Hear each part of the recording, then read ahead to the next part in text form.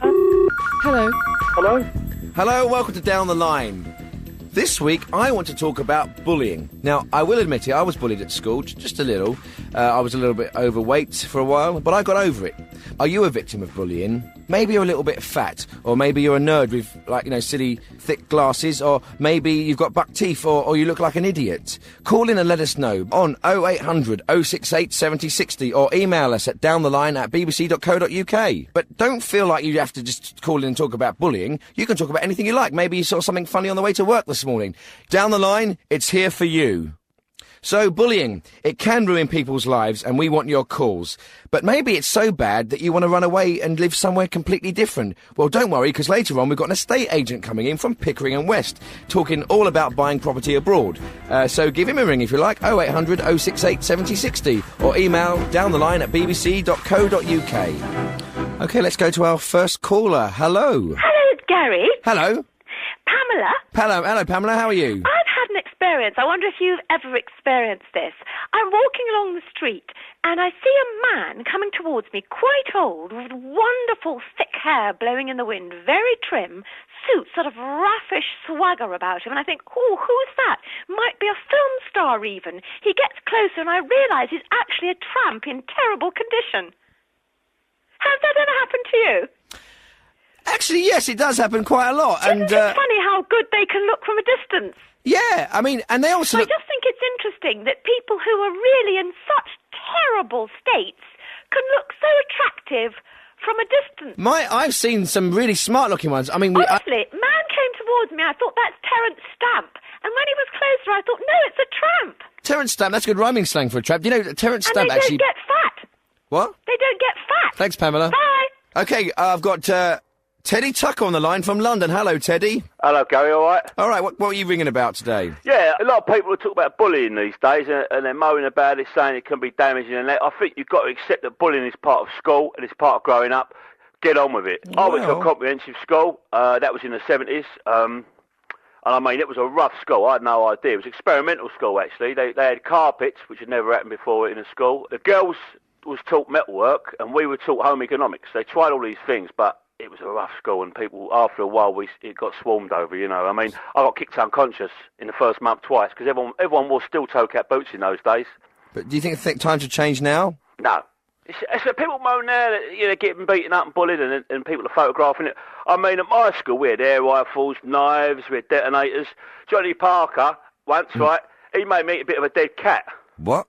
Yeah, we got spat on. You had Chinese burns, punched in the head, fag burns, you know, you bumps on concrete, bumps off concrete, people were thrown off buildings. I mean, that was just your average on-board, pass-the-day bullying. And then if you got proper bullying, you had all kinds of stuff. I mean, you had proper torture going on. What? Oh, I remember they used to get the Bunsen burners out, you know what I mean? Doing what? What would they do with them? Well, they'd turn them on full, they'd press your head down on top of it and leave you just above it, so your eyebrows went and then your hair went. Do you know what the hottest point of a Bunsen burner is? It's actually just above the blue flame, not in fact at the peak. I do know that. I've only got 5 fingers. But listen, tell me, you think that has improved your life and your social skills? Do you think it helps children, genuinely helps children to be bullied? Yeah, it gets toughens them up, doesn't it? Look, Gary, don't get me wrong. I can't maintain a relationship. I've got no relationship with my parents. I live on my own, and I have terrible, long, dark nights of the soul. But... Thanks very much for your call. My next caller is Lisa Clark. Where are you calling from? Well, I actually live in Maidstone, but I'm from the North East. OK. I was walking through a park the other day and I saw a beautiful heron. Absolutely lovely. Nobody was looking at it. Nobody except me. You know, here's a bird with a beak like 30 centimetres long. Beautiful long legs. And everyone was just walking past as if it was, you know, an everyday sight. No, they stare at pictures of boobs and adverts if there's a new bra out, or those iPod adverts. But the heron, you know, one of God's creatures, stomped on the riverbank. Not a sight you see every day, and nobody was looking except me. Maybe they didn't see it. You've got a point there, yeah. Thanks for your call. Right, I've got Pete Taylor on the phone. Hello, Pete. Hello, Gary. I really just had to call in. I heard that lady you had called in earlier about seeing the tramp. Yes. In the street. And what I've always found intriguing, and no one's ever been able to properly explain to me, when you see tramps in the street, why are they always arguing with each other? What can be so important in their lives then they have these massive stand-up rows about it. Yeah. Maybe they're arguing over drink or territory, because, you know, they do mark their own territory, don't they? Like, their bench is their homestead. You think they'd have fairly carefree lives, really? They're just living out there on the streets. They've got no responsibilities, no one to look after, and you'll be walking along, you'll see some terrible, skinny, scraggy woman with short black hair. She'll be leaning over some bloke who's lying on the pavement covered in wee, and they'll be really having a go at each other. And you think to them, you know, calm down. You know, what does it matter, really? Yeah, they've got no real stresses in their lives, have they? Well, of course they've. Why do you think they're there in the first place? They can't just go home, can they? That would be my dream, Gary. What, to be a tramp? You know, I'm out at work, it's great, lovely time. You go home instantly, you're through the door, the wife's having a go at you, the kids are misbehaving, you've got to sort this out, that out, the plumber needs coming, all that stuff comes on top of you, and you think, I've got to live outside. I've got to live in a garden. You know, I'd much rather just go down to the local supermarket and stock up on cans of Tennants or something and just sit by the side of the road in a pool of piddle. Well, why don't you go and try that and see how you like it? I think I will. Well, good luck. Give us a ring back and tell us how you get on. All right. Cheers. Ta-ta. See, we're not afraid to try social experiments here on Down the Line. Okay, I've got Graham Downs on the line. Hello, Graham. Hi, Gary, how are you? I'm good. Welcome to Down the Line again. Thank you very much. Always a pleasure. Yep. I'm just thinking, how was your story, the topic you said about, have you seen anything interesting lately? Yeah, that's right. Oh, well, for me, all I've seen really mainly is my bedroom ceiling, Gary, because, you know, I'm bedbound most of the time. Have you ever thought about putting something interesting on your ceiling, like a painting? A mural. Yeah. Maybe. Like the Sistine Chapel, Gary. Yeah. Or maybe I was thinking at one point, if I get the mirror angled in the right way, I can have a little peek outside as well. While you're on the phone, Graham, we're also talking today about bullying. I suppose that would have been a big problem for you at school. Very difficult topic for me to talk about, actually. With your weight? Yeah, I mean, to an extent, Gary, you know, obviously, because I do carry a lot of weight, but, the bullying was a terrible problem for me in a way. And did it start young? Yeah, I mean, I was dreadful. I would batter anyone I came across, you know what I mean? I was a very bad bully. Oh, right. You weren't bullied yourself? No, not at all, Gary. No, people were very wary of me because I had a very quick temper and the bulk to back it up, you know. So, you know, if I went through someone, I really went through them, you know. So you did you do this in order to prevent people from bullying you? What I mean is you attack first, so no one bullied you back? I did it for fun, really, Gary, you know. Right. Yeah. Right. But now I really regret it, you know, because I think I made some people's lives a misery, you know. Yeah. And in fact, actually, I think in the reflecting on what I've done has actually led to my conditions worsening myself, actually, Gary. Really? In what way? I've paid a heavy price for it emotionally, Gary. I've been really more down on me the misery I cause people. Yeah, like self-loathing. I'd just like to use the airways. I'd like to use Down the Line in order to apologise to all my victims. I'm very sorry. Oh, right. I beg forgiveness. I mean, you've almost paid the price in a way, haven't you, for what you're going through now? I certainly have, Gary. Yeah, thanks very much for your call. Thanks very much. Bye. See you. Oh, poor Graham. Okay, we've got Ruth from Primrose Hill. Hello, Ruth. Hello. I just wanted to say I've had a really terrible walk to the bank. I walked past on the pavement 3 dog poos, all smeary, and then a vomit. Right, thanks very much for your call. Right, I'm now joined by Ross Porter, my special guest, who's an estate agent from Pickering and West, and we're going to be discussing buying properties abroad and at home. Hello, Ross. Hello there, Gary. How are you? I'm very well, thank you. Now, are you a celebrity estate agent? No, I wouldn't describe myself as a celebrity estate agent. Right. Are there celebrity estate agents? I don't think so, no. And do you know, I've always wondered who was the first ever estate agent. Do you know who that was? No, I don't think anyone knows that. Don't they? Did it start in this country? No, I think as long as there's been property being bought and sold, there have been estate agents... lurking in the background? I wouldn't say lurking. Oh, I would. So Ross, Pickering and West, is that a nationwide estate agency? We're a nationwide agency, but we're moving more and more into European and foreign markets.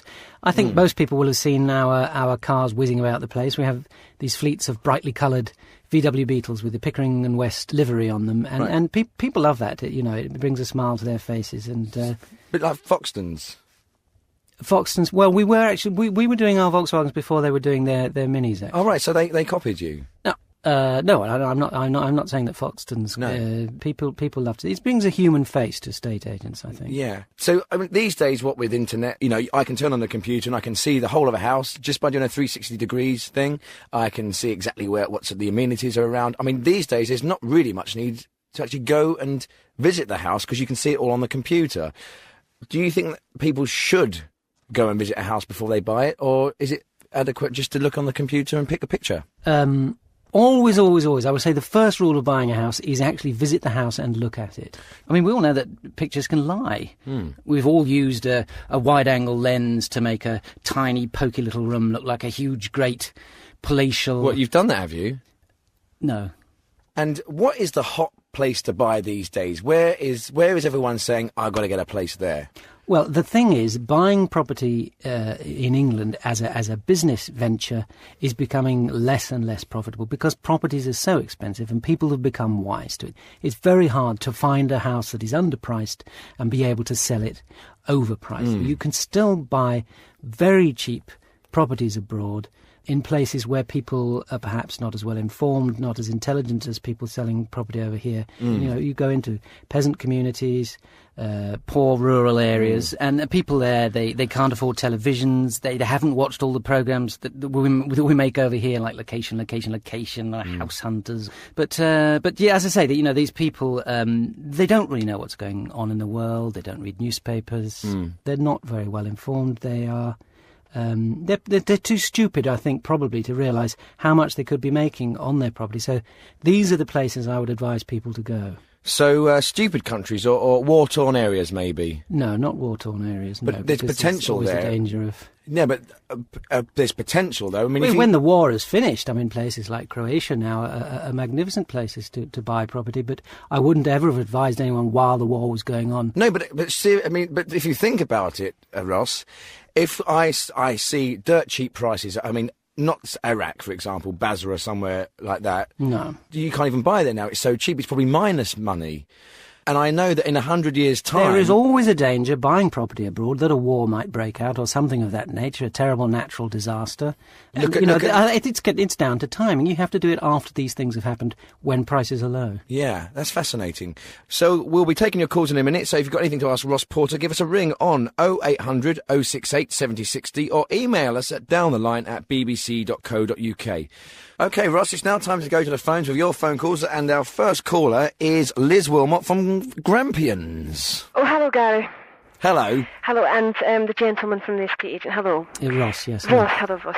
I'm just a bit concerned because I live in a very nice property, but I'm constantly pestered. There are people putting cards through my door, 2 or 3 every day. Do you want to sell your house? I don't want to sell How many? How many exactly? 2 or 3? Just a lot. I get a lot. Well, how many's a through my door. lot? How many's a lot? More than a few? I get more than a few. Yeah, less than a couple? Several? What does it matter? I'm pestered. The more cards that you get, if you got 3 cards through, I'd say that was quite irritating, but 2 isn't so bad. Like 2 a day is alright, is it? So that's quite a lot. I think 2 a day is probably acceptable, yes, that is probably the industry standard. So. Right. And my thumbs are sore from opening the envelopes, and all the time it's just, do you want to sell your house? I don't. Can I ask you a question, Liz? Yes. Do you want to sell your house? No, I don't want to sell my house. I love it. I don't want to move. OK, fair enough. Thank you very much for your call. Thank you. Thank you. OK, who's on the line? Hello? Hello. What's your friend on there, the estate agent? It's Ross, hello. You're an estate agent, yeah? Yes. OK, so how's you become one of them? I... Yeah, but it's not like you're a doctor, is it? Or, you ain't got any qualifications, have you? I have the standard... What right... No, hold up, because it's my time now. You've had your little talk. What right have you got to come in my house and tell me what a double aspect is? Or something is stunning? Or that room needs opening out? Or that porch is gloomy? I've seen literally thousands of properties. Whoa, no, you misunderstand me. What qualification have you got? If a doctor comes around my house and he says, you're ill, right? You're sick, go to bed. Well, I'm sorry. What right have you got? You've got no qualifications. Well, you're not recognised by anyone. Well, if you just let me... Can you let me speak a second? You know, of course I'm qualified. I've trained to be an estate agent, and I've got the standard qualification. Let him finish. What is it? What is the standard qualification? You see my point? It's a BACB. It's the British Agents... You're hated, you people. Do you know that? I'm going now. I don't want to overstate my case, but you're hated. To me, you're one below the hangman. Thanks very much for your call. So, Ross, what kind of countries are a good place to invest at the moment? Well, as I said before, Croatia is very cheap. Any of the areas of the former Yugoslavia, and there's now some lovely large properties there which are empty and are going cheap. A lot of the people there obviously died. Yeah. And I understand that Nigeria is a very cheap place to buy at the moment. Properties are quite low there. Yes, understandably so. Would you recommend somewhere like Nigeria? Do you think that's on the up? No. Oh, right. Well, what about Zimbabwe? No, not really. People like us aren't very welcome there at the moment. Oh. But if we're British people, will they leave us be because of the Commonwealth? Some places, obviously, British people are welcome, in others not so welcome. Where aren't we welcome? Just so people at home know, don't go there, because it might be cheap, but it's because they don't like us. Well, obviously at the moment, Iraq, Iran, Syria, Lebanon, Palestine, well, most of the Middle East and large parts of Africa, North Korea, Australia, Argentina, Wales, Afghanistan. What about in the hills? No, that's a very volatile market there at the moment. My next caller is Anne Cook from Hay-on-Wye. Hello, Anne. Hello. Hello. What's your question for Ross? Well, I've been listening with great interest today because I am actually looking to buy in France. Great choice. I'm looking for a gîte, somewhere with a couple of bedrooms, a little bit of land, and probably in La Vendée area. That's a spectacular area, and still some very cheap properties there, and they really are lovely buildings there, aren't they? Yes, I've been on holiday there a couple of times, actually. Short breaks, and I've looked around. I really like what I see. Because you see, the French don't particularly like these old houses. They find that, they want the more modern houses, so it does mean that there's some fantastic property out there. But I'm looking for a reasonably deserted area, not very many houses around, quite a bit of land, so... because I'm not terribly keen on the French themselves. Right, so you like the property in France, but not particularly the French. I love the way of life, the sunshine, the food. But you don't like the French? No, I just don't like the people, and so I'm looking for somewhere secluded. What about, are there places that are like France, but not, where she wouldn't have to meet French people? Well, there's Channel Islands, but that's quite expensive still. Do you like Italians? No. No? Have you thought about Malta? No, that's not a bad... Because there are a lot of English there already. People, exactly, it's fantastic. You might feel quite at home. Yes, well, maybe I'll try there then. Well, thanks. Well, good luck with your quest. OK, got another caller on the line. We've got Tony Dryden from Crawley. Hello, Tony. Oh, hello. Does your guest know anything about Foxtons? I just want, is that business owned by Bruce Foxton, the guy who used to play bass in the Jam? No, not as far as I know. I mean, Foxton's been around, I think, for a long time before the Jam. It's possible, I suppose, that a member of his family may be involved somewhere in it, but I'm Could be his dad, do you think? I don't...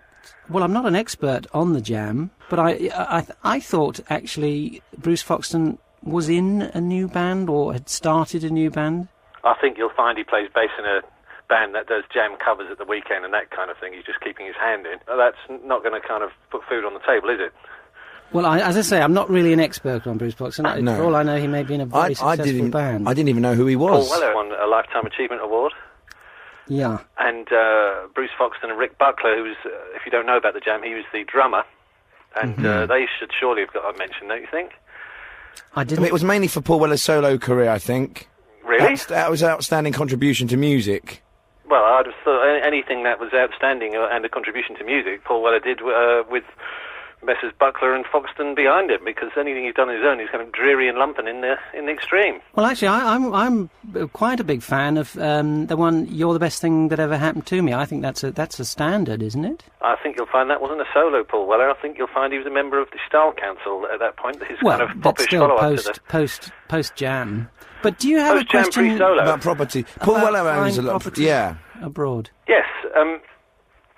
If I wanted to buy a property from Bruce Foxton, which branch would I go into? I really don't think that Bruce Foxton does work for Foxtons. I mean, for instance, where I live, there's a restaurant called McCartney's, and to my knowledge, Paul McCartney has nothing to do with it. I think just because the name is similar doesn't mean that at somewhere down the line a pop personality is involved. Yeah. I've got a newsagent near me called Stings. Oh, yeah? And does Sting own it? Well, I don't think so. No, I don't see him in it. It's owned by an Asian lady. See, if I'm Sting and I want to invest my money and keep out of the public eye, I think a newsagent is a great place to go. I mean, if you open up Sting's kind of hairdressers and beauty parlour and waxing salon, everyone's going to go, is that Sting? Well, I would have thought, actually, if he was wanted to invest in something and keep a low profile, he'd probably use his real name. Gordon Sumner. Sumner's. Yeah, Gordon Sumner. All right, I'll take your point. Thank you very much, Tony. That was interesting. Ross, for sale signs are a thing of the past, aren't they? No. Let's go back to the phones. We've got Clive Rossiter. Where are you from, Clive? I'm from the north of England. It's not my real name, but that's it'll do for now. Okay. I'm talking to the estate agent fella, right? Hello there, hi. Hello there, hello. Ross, hi. Listen, you're talking about properties abroad, right? Now, there are security implications in a lot of these countries that you're talking about. Say, for example, right, you were buying a property in Poland, yeah? You were doing a development in Poland, in Krakow, for example, right? Let me tell you something about that place, right? I could pack a van full of explosives, right? I could drive it right into that development and kaboom! Right, and don't try to contradict me because I come from a military background and know what I'm talking about. If we could just stick to a property abroad rather than I'm just letting bombs. you know the security implications, that's all right? Is that all your point? That's all. Thanks very much for your call. Thanks, Clive. Goodbye. He had a point, though, didn't he, Ross? Well, I don't think you could say that anywhere in the world is 100% safe. Next caller is Bob Whitehorn, and you're from Guildford. Hello, Bob. Yes, I started reading and say that I own my own house. No mortgage, no stamp duty, no loans, no mortgage, nothing. Beat that. Right. Thanks very much for your call. My next caller is Alison Bread from Redcar. Hello, Alison. What's your question for Ross? Well, my question, when we're talking about buying places, abroad and being sat about in your bikini and everything all the time, well, that's all very well, but, some of us can't afford it. Yeah, I mean, I'm not suggesting that everyone goes and buys somewhere abroad. Obviously, this... No, but, you make it sound like there's affordable properties on the costas, and actually they're not for me. Personally, they're not affordable. Well, you might actually find that these properties are considerably cheaper than anything you can buy in England, although probably not Redcar, but actually. I can't buy anywhere in England, really, either. Not even in Redcar. I should imagine properties there are pretty cheap, aren't Yeah. they? How much do you have to spend on a house? Well, I don't have any to spend on a house. Well, you don't need anything. All you need is your deposit, which is, 10%? So 10% of 30,000 is £3,000. Well, where am I going to get £3,000 from? Do you work? No. OK, thanks, Alison, but I think perhaps this phone-in is not really for people like you. So, Ross, do you have a big house? I'm not particularly large or small. I mean, I don't have a family, so... Why not? Don't you meet lots of women when you go around houses? Do you meet lots of women? Well, we have professional, code of conduct. Well, we don't go around... But there's a thing, isn't there? There's an element of trust you have to have in an estate agent. You have to go around and show women... we are like doctors. Well, you are. You have to trust an estate agent. It's your future. That's why I say always use an estate agent. People are now buying and selling houses direct on the internet. And, it's very likely that a murderer could come round to your house. Are there illegal, like there are illegal cab drivers, are there illegal estate agents around with no qualifications, without the BACBBs? Well, no, I wouldn't, I don't know what to say. OK, well, let's go to another caller. Hello, who's there? Is that Beata? Hello, it's Beata. Beata, yeah. Oh, that's an interesting... Where are you from? I'm from Poland, but I live here now. Okay. But there is no call. I have a family property I want to sell. And I don't want to go over the internet because I don't trust it. Exactly, and that's but why I don't trust you either. Well, no, you should go through an estate agent. I want to do it myself. So I come I come to call you now to say this on the Polish Riviera. Fine, if you want to come and come round to my estate agent. I want to tell Gary. Yes? Gary, I have a house to sell.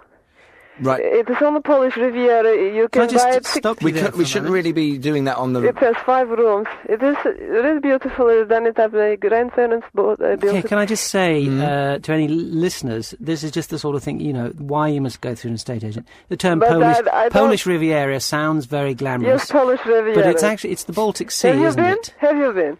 It's the Baltic Sea. But is it very... Yes, the Baltic very beautiful. You could call anywhere by any stretch of water a Riviera, but it's not like the south of France. It's the Baltic Sea. A technical term. But is the Baltic Riviera very pretty? Oh, it's beautiful. And what do you... So beautiful. Ross? Ross, I have a question. Yes. You say you're like a doctor. Yes. I have a strange lump. Okay. Thank you very much for your call. It's been fascinating. We've got another call for Ross, and it's Siddy from Bexley Heath. Hello, Sid. Hello, how are you doing? All right?